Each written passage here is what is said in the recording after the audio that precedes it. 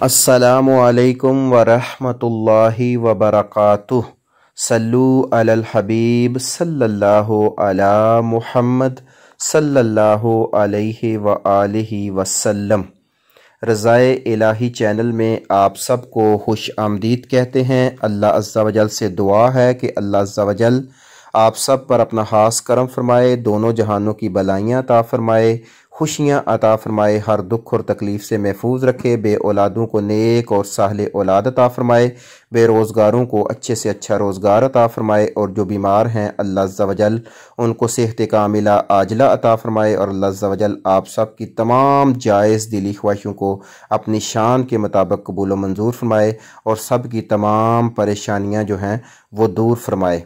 आज का जो हमारा टॉपिक है, ये जो वीडियो है, ये है मैयत को गुस्ल, कफ़न और जनाजे का जो हमारा कोर्स चल रहा था उसका वीडियो है, जिसमें ये बताया जाएगा कि मैयत को किस तरह जो है वो कफ़न पहनाया जाएगा। इसके ऊपर सबसे पहले हम तस्वीरी शक्ल में कलाम करेंगे, और साथ में फिर एंड पे वीडियो के इंशाल्लाह हम वीडियो की सूरत में देखेंगे कि मैयत को किस तरह कफ़न पहनाया जाता है।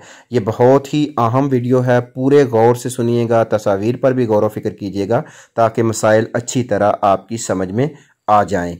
तो शुरू करते हैं कि मर्द को कफ़न बनाने का तरीका कैसे है। मर्द के कफ़न में 3 कपड़े शामिल होते हैं, इज़ार यानी कि जिसे तहमद भी कहते हैं, कमीज़ और लिफाफा। इज़ार बनाने का तरीका ये होता है कि ये मैयत के कद के बराबर होता है। इज़ार जो है इसको मैयत के कद के बराबर काटेंगे, और इसकी जो है मिकदार चोटी से लेकर कदम तक होती है, यानी सर से लेकर कदम तक। लिफाफा जो होता है ये एक बड़ी चादर को कहते हैं। इसकी मिकदार जो है ये मैयत के कद से ज़्यादा होगी, बड़ी होगी। ये थोड़ी सी काफ़ी बड़ी रख लेनी चाहिए दोनों साइडों से, ताकि जब हम मैयत को उसमें रखते हैं तो दोनों साइडों से, क्योंकि बांधना होता है तो इसलिए ये कोशिश करनी चाहिए कि ये थोड़ी सी दोनों साइडों से लंबी हो, ताकि बांधते वक्त मुश्किल पेश ना आए। इसके बाद है औरत का कफ़न। औरत के कफ़न में मर्द के कफ़न के अलावा जो है वो उसमें थोड़े से कपड़े ज़्यादा होते हैं। मर्द के और कफ़न के जो हैं वो 3 कपड़े हैं, औरत के जो कफ़न है उसके 5 कपड़े हैं, जिनमें कमीज़ भी है, इज़ार बंद भी है, लिफाफा भी है, और खमार भी है, और हरका भी है। इज़ार बंद जो है औरतों का और मर्दों का बिल्कुल सेम है, यानी वो कद के बराबर होगा, चोटी से लेकर पाँव तक जो है वो होगा। कमीज़ बनाने में जो है मर्दों और औरतों की कमीज़ में जो फ़र्क है वो ये है कि मर्दों की कमीज़ जो है वो कंधों के तरफ से काटी जाती है, जबकि औरत की जो कमीज़ है वो छाती की तरफ से काटी जाएगी, वो गला टाइप जो है वो बनानी पड़ेगी। कमीज़ बनाने का तरीका ये है कि कमीज़ को कफनी भी कहते हैं। ये गर्दन से लेकर घुटनों के नीचे तक हो, और आगे और पीछे दोनों तरफ से होती है, क्योंकि इसका एक हिस्सा बैक साइड पे होता है, एक हिस्सा फ्रंट साइड पे होता है। बाज़ लोग पीछे से कम कर देते हैं और आगे से ज़्यादा कर देते हैं, ऐसा अमल हम नहीं करेंगे। और इसमें ना ही सिलाई होती है, इसमें जो है सिलाई वगैरह कफ़न में तकरीबन बिल्कुल जो है वो इस्तेमाल नहीं की जाएगी। हिमार यानी जिसे ओढ़नी कहते हैं, इसको दुपट्टा भी कहा जाता है। ये निस्फ पुश्त से लेकर सीने तक होनी चाहिए। इससे भी जो है वो औरत का जो है वो सर वगैरह भी नापा जाएगा, और एक कान की लो से दूसरे कान की लो तक भी होनी चाहिए। और इसको बाज़ लोग जो हैं वो ओढ़नी इस तरह देते हैं जिस तरह दुनिया में देते हैं, ज़िंदगी में देते थे, तो वो खिलाफ सुन्नत है। जो भी काम किया जाएगा वो सुन्नत के ऐन मुताबिक किया जाएगा। आगे है यानी जो है वो सीने बंद। सीने बंद जो है ये पस्तान से लेकर, यानी कि जो छाती होती है वहाँ से लेकर नाफ तक होता है, और बेहतर ये है कि नीचे रानों तक जो है ये बना लिया जाए। अब यहाँ बच्चे और बड़े के कफ़न में ये है कि बच्चे को छोटे कपड़ों में भी कफ़न दे सकते हैं। नाबालग बच्चे जो होते हैं, जिनकी उम्र कम होती है, वो शहवत के मकाम तक नहीं पहुँचे होते, उनको 2 कपड़ों में भी कफ़न दिया जा सकता है। लेकिन बेहतरीन तरीका यह है कि उस सुन्नत के मुताबिक उसी तरह कफ़न दिया जाए जिस तरह बड़े लोगों को कफ़न दिया जाता है। अब कफ़न में जो है सबसे पहला काम जो हमने करना है वो एक पट्टियाँ हमने काटी होंगी जिनसे कफ़न को बांधना है। सबसे पहले जो चारपाई है उसके ऊपर सबसे मोटी पट्टी जो है वो एक पट्टी को सेंटर में रखेंगे, और इसको ये वो है जो बाद में मदद भी देगी मैयत को कब्र में उतारने के बाद। ये एक बड़ी पट्टी होगी। इसके बाद हमने ये 3 पट्टियाँ आप तस्वीर में भी देख रहे हैं, कफ़न को बांधने के लिए चारपाई के दरमियान में एक बड़ी पट्टी, सर और पाँव की जानब से एक एक जो है वो छोटी पट्टी हमने रख लेनी है, ताकि हमारी ये कफ़न बांधने में ये हमारी चीज़ें मदद करेंगी। इसके बाद जो है सबसे नीचे जो चादर बैठाई जाएगी वो बड़ी चादर होगी, जो सबसे बड़ी चादर होती है उसके ऊपर जो है वो चारपाई के ऊपर उसको डालेंगे, जो हमने मैयत के कद से भी ज़्यादा बड़ी काटी थी जिसमें हमने मैयत को बांधना है, ये सबसे नीचे बिछाएंगे। इसके ऊपर जो है हम जो कमीज़ है उसका पीछे वाला हिस्सा जो है वो निकाल देंगे और फ्रंट वाला हिस्सा इस तरह, ताकि उसका एक हिस्सा बैक साइड पे हो और एक हिस्सा जो है वो सामने हो, ताकि जब हम मैयत को लेटा दें तो फिर ये सारी चीज़ें करना काफ़ी मुश्किल हो जाता है। इसलिए ऊपर वाला एक हिस्सा हम जो है वो बैक साइड में फेंक देंगे ताकि वो बाद में गला वगैरह डालकर उसमें हो जाएगा। फिर इसके बाद जो है सीने बंद जो है वो बिछा दिया जाएगा, जो गर्दन से घुटनों तक होगा। और इसके बाद जो है करवट दिलाकर चादर निकाल लेंगे मैयत से। और इसके बाद हर कपड़े का ये बात जहन में रखेंगे कि बायां हिस्सा अंदर होगा ताकि दायां हिस्सा ऊपर आए। इस बात का हमेशा हमने ख्याल रखना है कि दाईं तरफ को हमने अहमियत देनी है, तो ये हमारे लिए बहुत आसानी हो गई।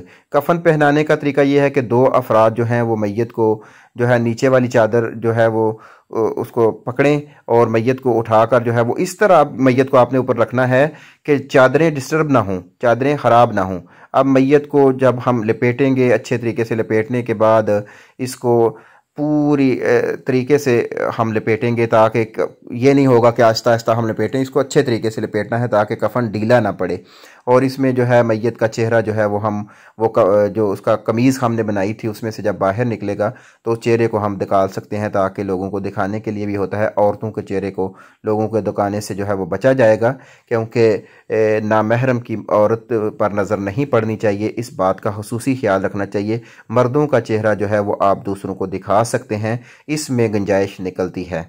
इसके लिए जो है पर्दे का भी खुसूसी इंतज़ाम किया जाएगा और पर्दे में ही रखा जाएगा मैयत को। जब कफन देंगे तो इसकी पूरी हर लिहाज से पर्दे का जो है वो ख्याल रखा जाएगा और मैयत को फिर वो पाँव की तरफ से भी बांधा जाएगा, सेंटर से भी बांधा जाएगा और ऊपर भी बांधा जाएगा। अब जो बंदा मैयत को गुस्ल कफन पहनाता है वो बाद में गुस्ल कर ले तो बहुत अच्छी बात है, और अगर ना कर सके तो इसकी भी गुंजाइश निकलती है।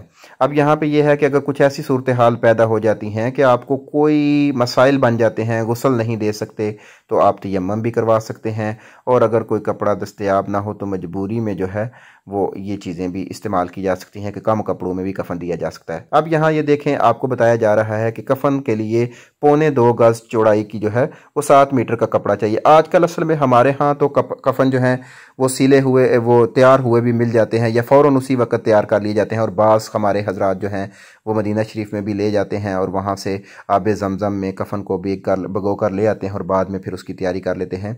इंशाअल्लाह अल्लाह के फजल से हमारे यहाँ ये सहूलत तो मौजूद है कि बाज़ार में कटे हुए कफन मिल जाते हैं और दर्जी भी अवेलेबल होते हैं। अल्लाह का शुक्र है कि मुसलमानों में इतनी तो है कि वो एक दूसरे की मदद के लिए जो है वो आते हैं, इन मामलात में एक दूसरे की मदद करते हैं। और यहाँ ये भी बात आपको बता दी जाए कि जो बंदा मैयत के कफन दफन में गुस्ल में मदद करेगा तो और उसमें जो बुरी चीज़ देखेगा उसको छुपाएगा तो वो गुनाहों से ऐसे ही पाक हो जाएगा जैसे वो आज ही पैदा हुआ है। तो इसलिए इस चीज़ का भी आपने ख्याल रखना है। मैयत को जो कफन में हमने इम्पॉर्टेंट चीज़ है वो ये है कि इसके सतर का ख्याल रखा जाए और इन तमाम चीज़ों का ख्याल रखा जाए जो पर्दे में हायल हों, पर्दे का खुसूसी इस्तेमाल किया जाए।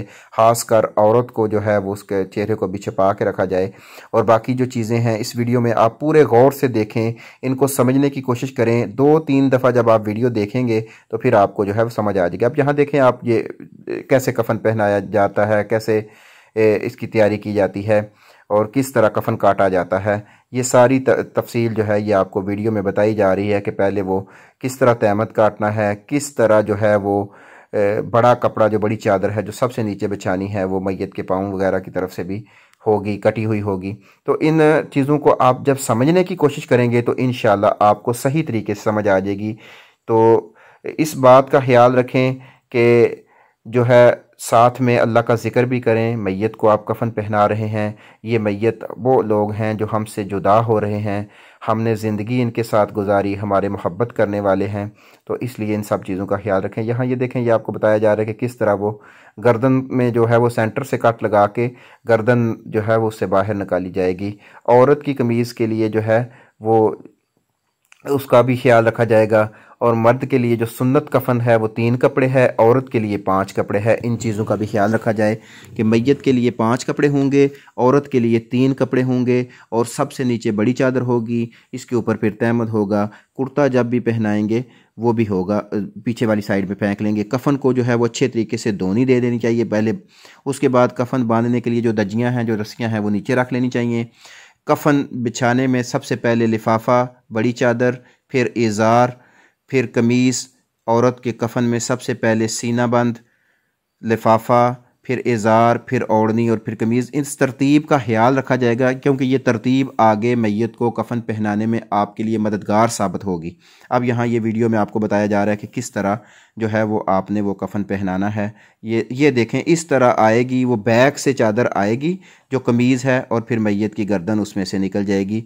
ये बिल्कुल आसान है और ये हमें हर मुसलमान को ये तरीका आना चाहिए और हमें कोशिश करके ये तरीका सीखना चाहिए। हम अपने प्यारों को अपने हाथों से गुस्ल दें, अपने प्यारों को अपने हाथों से कफन पहनाएं, और फिर अल्लाह हमें तौफीक दे कि हम इन्हें अपने हाथों से दफना के भी आएँ और फिर इनके लिए इसाले सवाब का भी इख्तिमाम करें। इस वीडियो को अगर आप पूरे गौर से देखेंगे, और इससे पहली वीडियोस जो मैयत कोर्स की जो गुज़री हैं, जिसमें मैयत को गुस्ल कराने के 4 वीडियोस हैं, उनको भी अगर आप गौर से देखेंगे तो वो 4-5 वीडियो देखने के बाद आपको मैयत को गुस्ल देने का तरीका आ जाएगा। इस वीडियो में आपको मैयत को कफन पहनाने का तरीका आ जाएगा। आगे वाली वीडियोस में इंशाल्लाह हम जनाजे पर भी कलाम करेंगे, मैयत से रिलेटेड जो चीज़ें हैं उनके ऊपर भी कलाम करेंगे। लेकिन आप लोगों से इल्तिजा है कि अल्लाह की रज़ा के लिए, अल्लाह ताला के बताए हुए तरीक़ों पर चलें। और यहाँ ये बात जहन में रख लें, हमारे यहाँ बहुत मशहूर है कि मैयत के कफन के ऊपर हम मार्कर से लिखते हैं, ये शरन जायज़ नहीं है। कलमे के साथ जो उंगली के साथ लिखा जाएगा, शहादत की उंगली के साथ मार्कर के साथ आप लिखेंगे तो ये कुरानी आयात की बेअदबी होगी। इसकी शरीयत इजाज़त नहीं देती है। इस रवाज को भी आपने ख़त्म करना है। मैयत की पेशानी के ऊपर भी आप लिख सकते हैं, जहाँ भी लिखना है आप लिख तो रहे हैं अल्लाह की रज़ा के लिए। तो जब आप अल्लाह की रज़ा के लिए लिख रहे हैं और जिसके लिए लिख रहे हैं वो तो खूब जानता है, तो फिर मार्कर इस्तेमाल करने की क्या ज़रूरत है, क्योंकि कफन में कहाँ कुरानी आयात की बेअदबी ना हो कब्र में। इन तमाम चीज़ों के ऊपर भी इंशाल्लाह हम वीडियो तैयार करेंगे कि किन चीज़ों से हमें एहतियात करनी चाहिए और किन चीज़ों पे हमें इस्तेमाल करने की गुंजाइश निकलती है। यहाँ सिर्फ यही आप लोगों से इल्तिजा है कि अल्लाह की रज़ा के लिए इल्म दीन हासिल करें, ख़ुद भी सीखें, दूसरों को भी सिखाएं, और रज़ाए इलाही चैनल्स के जितने भी वीडियोस हैं इनको देखा करें। इनमें अगर आपको कमी बेशी महसूस करें तो आप हमें आगाह करें, ताकि हम इनको और ज़्यादा बेहतरीन इल्मी अंदाज में पेश करने की कोशिश करें। आप लोगों से इल्तिजा है कि आप भी दीन के सिपाही बने, रज़ाए इलाही चैनल के मेंबर बने। यहाँ से ये वीडियो ख़ुद भी देखें और दूसरे लोगों को भी दिखाएं, शेयर करें, लोगों को चैनल्स पे लेकर आएँ। अल्हम्दुलिल्लाह वेबसाइट मौजूद है रज़ाए इलाही की। रज़ाए इलाही की प्ले स्टोर पे एप्लीकेशन मौजूद है जिसमें हज़ारों मसाइल हैं कापी पेस्ट की सहूलत के साथ, और बगैर नेट के चलती है एप्लीकेशन। एक दफ़ा बस डाउनलोड आपने करनी है। तो इन तमाम चीज़ों के लिए आप भी हमारा साथ दें। अल्लाह अज़्ज़ा वजल आप पर और हम सब पर अपना ख़ास करम फरमाए, लोगों के लिए आसानियाँ पैदा करें। जो लोगों की मुश्किलें हल करेगा अल्लाह अज़्ज़ा वजल उसके लिए आसानियाँ पैदा कर देगा, उसकी मुश्किलें हल फरमा देगा।